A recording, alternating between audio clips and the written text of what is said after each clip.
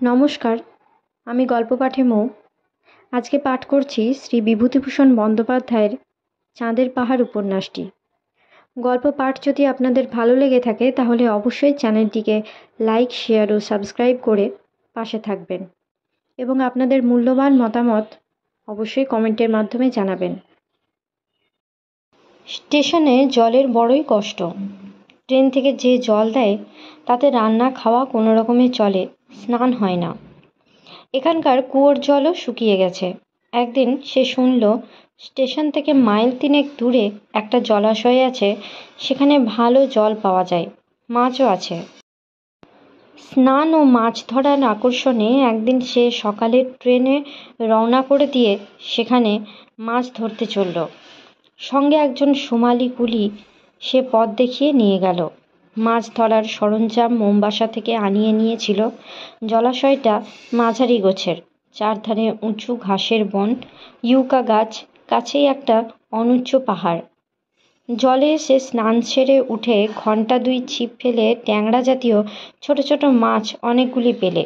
মাছ অদৃষ্টে জোটেনি অনেক দিন, কিন্তু আর বেশি দেরি করা চলবে না, কারণ আবার বিকেল 4টের মধ্যে স্টেশনে পৌঁছানো চাই, বিকেলের ট্রেন পাশ করাবার জন্য।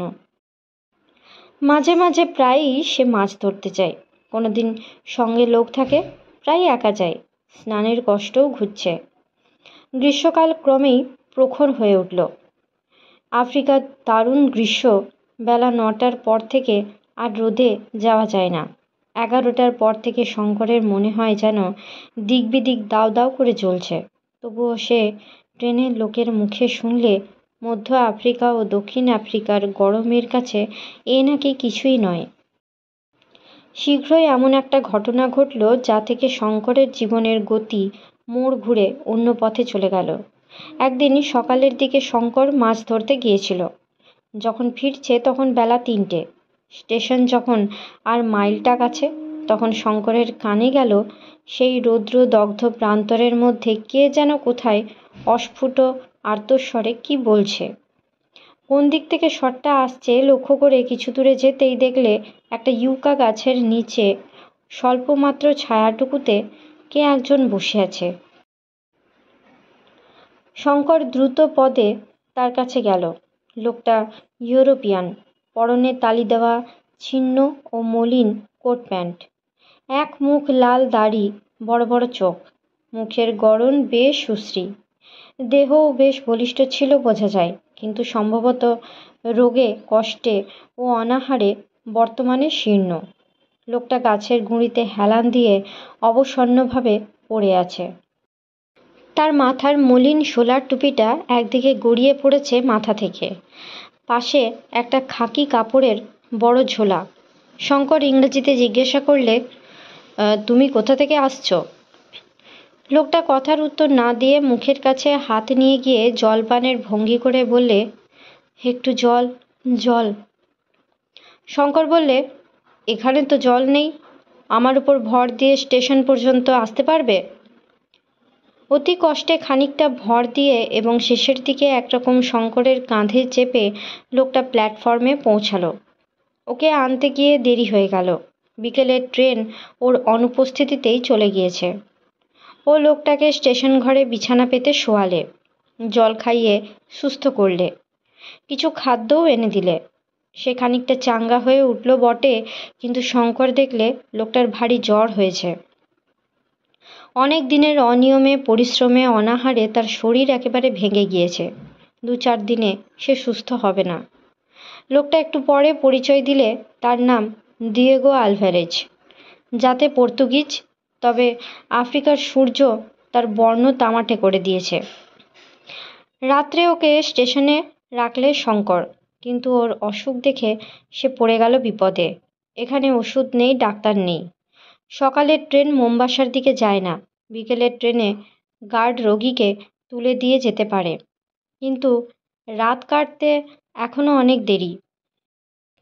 বিকেলের গাড়িখানা স্টেশনে এসে যদি পাওয়া যেত তবে তো কথাই ছিল না।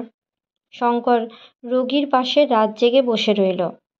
লোকটির শরীরে কিছু নাই, খুব সম্ভবত কষ্ট ও অনাহার ওর অসুখের কারণ। দূর বিদেশে ওর কেউ নেই। শঙ্কর না থাকলে ওকে দেখবে কে? বাল্যকাল থেকেই পরের দুঃখ সহ্য করতে পারে না সে। শঙ্কর যেভাবে সারা রাত তার সেবা করলে তার কোনো আপনার লোক এর চেয়ে বেশি কিছু করতে পারত না। উত্তর পূর্ব কোণের অনুচ্চ পাহাড় শ্রেণীর পিছন দিকে চাঁদ উঠেছে যখন সে রাত্রে ঝমঝম করছে নিস্তব্ধ নিশীথ রাত্রি, তখন হঠাৎ প্রান্তরের মধ্যে ভীষণ সিংহ গর্জন শোনা গেল। রোগী তন্দ্রাচ্ছন্ন ছিল। সিংহের ডাকে সে ধড়মড় করে বিছানায় উঠে বসল। শঙ্কর বললে, ভয় নেই, শুয়ে থাকো। বাইরে সিংহ ডাকছে, দরজা বন্ধ আছে। তারপর শঙ্কর আস্তে আস্তে দরজা খুলে প্ল্যাটফর্মে এসে দাঁড়ালো। দাঁড়িয়ে চারধারে চেয়ে দেখা মাত্রই যেন সে রাত্রির অপূর্ব দৃশ্য তাকে মুগ্ধ করে ফেলল। চাঁদ উঠছে দূরের আকাশ প্রান্তে। ইউকা গাছের লম্বা লম্বা ছায়া পড়েছে পূব থেকে পশ্চিমে। ঘাসের বন যেন রহস্যময় নিস্পন্দ। সিংহ ডাকছে স্টেশনের কোয়ার্টারের পেছনে প্রায় 500 গজের মধ্যে। কিন্তু সিংহের ডাক আজকাল শঙ্করের গা শোয়া হয়ে উঠেছে। ওতে আর আগের মতো ভয় পায় না। রাত্রির সৌন্দর্য এত আকৃষ্ট করেছে ওকে যে ও সিংহের সান্নিধ্য যেন ভুলেই গেল। ফিরে ও স্টেশন ঘরে ঢুকলো। টং টং করে ঘড়িতে 2টো বেজে গেল। ও ঘরে ঢুকে দেখলে রোগী বিছানায় উঠে বসে আছে। বললে, একটু জল দাও, খাবো। লোকটা বেশ ভালো ইংরেজি বলতে পারে। শঙ্কর টিন থেকে জল নিয়ে ওকে খাওয়ালে। লোকটার জ্বর তখন যেন কমেছে। সে বললে, তুমি কি বলছিলে? আমার ভয় করছে ভাবছিলে? দিয়েগো আলভারেজ ভয় করবে?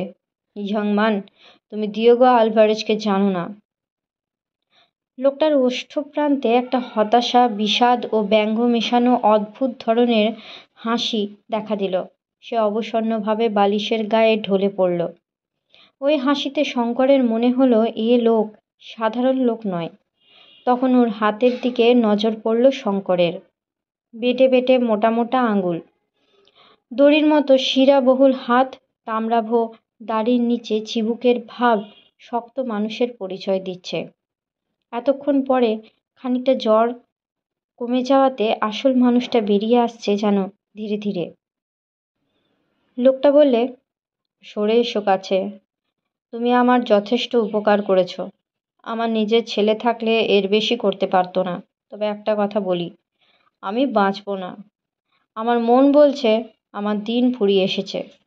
তোমার উপকার করে যেতে চাই।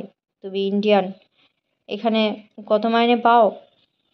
এই সামান্য মাইনের জন্য দেশ ছেড়ে এত দূরে এসে আছো যখন, তখন তোমার সাহস আছে, কষ্ট সহ্য করবার শক্তিও আছে।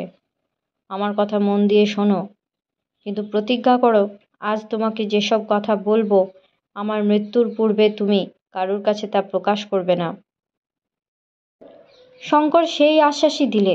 তারপরই সেই অদ্ভুত রাত্রি ক্রমশ কেটে যাওয়ার সঙ্গে সঙ্গে সে এমন এক আশ্চর্য, অবিশ্বাস্য ধরনের আশ্চর্য কাহিনী শুনে গেল যা সাধারণত উপন্যাসেই পড়া যায়।